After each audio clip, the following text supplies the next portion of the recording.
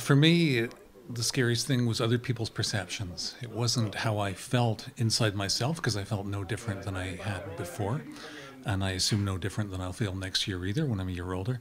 But it's realizing that I can no longer easily be seen as someone in middle age. Instead, I'm perceived as an elder. And although my wife tells me that I should be ready for that, I'm not really ready for that yet. I didn't find it scary turning 60. Actually, I thought it was a good time to take stock. And I started playing around with the numbers, because 60 is a nice round number.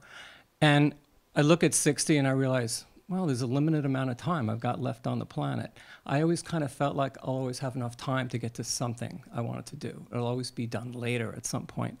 And then when you turn 60, you realize later is now. What's the average lifespan? Around 80 years old, right? But how many years are you going to have left of active living? Definitely less than that. So when you turn 60, you start thinking, all right, this is the percentage of my life left. What am I going to do about it? And how am I going to spend my time? Turning 60 coincided with my leaving my career job. And so there was a whole bunch of, I guess, anxieties around that. You know, like what was going to happen now?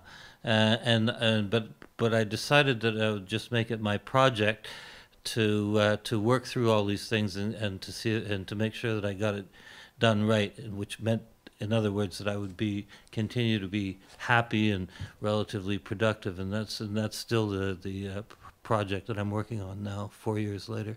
I don't know. The number scares me. It's just the numbers. There's something about the fact that you can't deny that you are now old. When you're 50s, you could sort of fool yourself.